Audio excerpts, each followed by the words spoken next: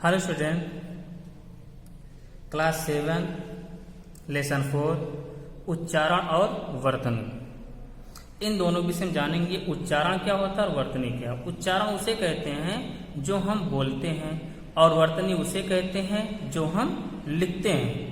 तो उच्चारण क्या है, इसमें दिया गया है शिष्ट उच्चारण रूप लेखन को वर्तनी कहते हैं, अर्थात जो हम शुद्ध उच्चारण करते हैं और उसे जो लिखते हैं उसे क्या कहते हैं, वर्तनी। अर्थात जो हम बोलते हैं वो उच्चारण है और जो हम लिखते हैं वो क्या है, वर्तनी है।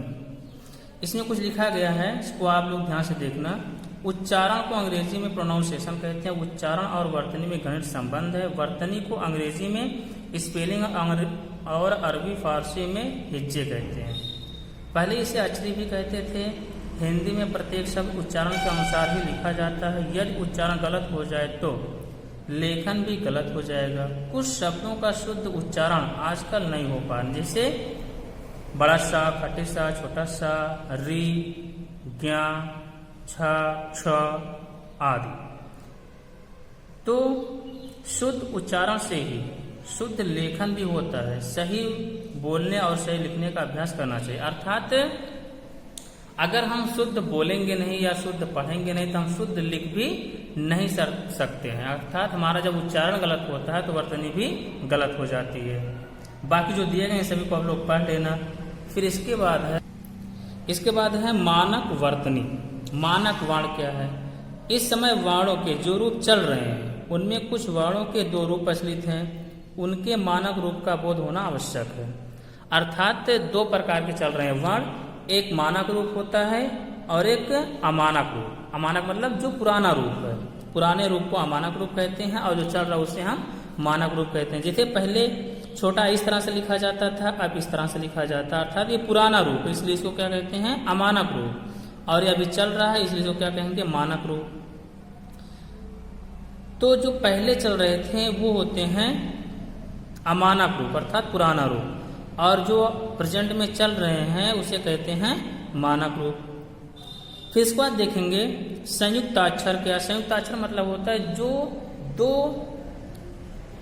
व्यंजनों के योग से बना हो। जैसे स्वर रहित व्यंजन, जब दूसरे व्यंजन स्वर सहित से जुड़ते हैं तो उसे संयुक्ताक्षर कहते हैं। एक स्वर रहित होता है और एक स्वर सहित होता है, पहले भी आ सकता है बीच में भी आ सकता है। जैसे दिया गया कुत्ता, तो आधा तो ता जो है वो स्वर रहित व्यंजन है और पूरा ता जो है वो स्वर सहित व्यंजन, इसलिए इसे क्या कहेंगे, संयुक्ताक्षर कहेंगे।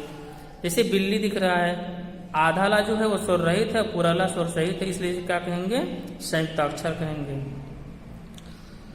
फिर देखेंगे आरंभ संयोग दे रहा है। कक्षा छात्राज्ञा में भी दो ध्वनियां संयुक्त रूप संयुक्त हैं, पर ये तीनों उपयुक्त से पृथक हैं। तो संयुक्ताक्षर तीन प्रकार से जुड़ते हैं। जो संयुक्ताक्षर है वो कितने प्रकार से जुड़ते हैं, तीन प्रकार से। एक होता है आरंभ संयोग, एक होता है मध्य संयोग और एक होता है द्वितीय संयोग। आरंभ संयोग में क्या होता है, आरंभ संयोग में स्टार्टिंग में पहला स्वर रहित होता है और दूसरा स्वर सहित होता है। जरूर नहीं है दोनों सेम ही वाण हो, जैसे अलग अलग वाण भी हो सकते हैं, लेकिन पहला स्वर रहित होगा उसके बाद स्वर सहित। जैसे इसमें है म्लान, पहला स्वर रहित आधा मा है, उसके बाद स्वर सहित पूरा ला है, तो क्या हो जाएगा, आरंभ संयोग हो जाएगा। फिर मध्य संयोग में क्या होगा, मध्य संयोग मतलब बीच में मिलेंगे। जैसे कुत्ता, आधा ता स्वर रहित है, पूरा ता स्वर सहित है, तो क्या हो जाएगा, मध्य संयोग। इसके बाद द्वितीय संयोग, जब कोई स्वर रहित व्यंजन उसी समान व्यंजन से मिलता तो उसे द्वितीय संयोग कहते हैं।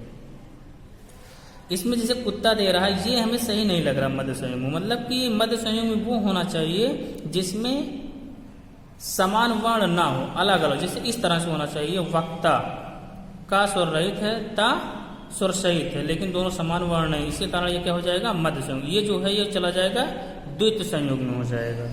लड्डू भी द्वितीय संयोग में जाएगा, पक्की भी द्वितीय संयोग में चला जाएगा, लट्टू भी द्वितीय संयोग में जाएगा, मग्न ये मध्य संयोग में आ जाएगा।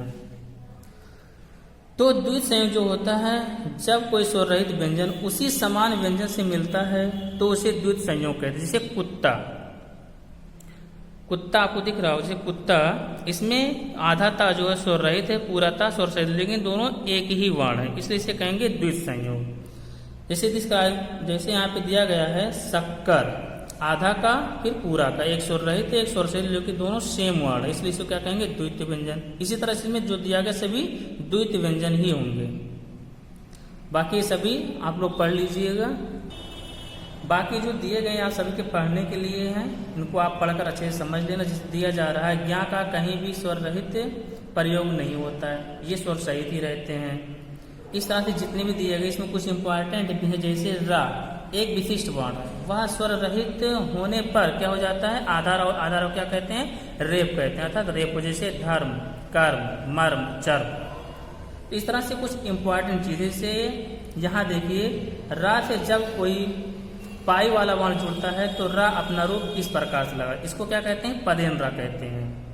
ओके, इसमें दे रहा है जब कोई पाई वाला वर्ण जुड़ता है तो, जैसे रा इस तरह से अगर हो रहा है तो इसे भी क्या कहते हैं, पदेन रा ही इसको भी कहते हैं। जैसे ट्राम, ड्रम, राष्ट्र, इनको भी क्या कहते हैं, पदेन रा कहते हैं। जो इस तरह से बना, एक इधर आया एक इधर हुआ, इधर जो आया इसको मतलब रा होता है, जो इधर आ जाए इसका मतलब होता है हलंत, अर्थात इसमें आधा टा और पूरा रा जुड़ा हुआ है। बाकी इन सभी को आप लोग अच्छे से पढ़ लेना, इन सभी को आप लोग अच्छे से पढ़ना, ठीक है। ये सभी पढ़ने के लिए ही, इसमें कुछ ज्यादा है नहीं। अशुद्ध शब्दों की सूची, इसमें कुछ अशुद्ध शब्द दिए गए, कुछ शुद्ध शब्द दिए गए, इसको भी आप सभी लोग एक बार पढ़ लेना।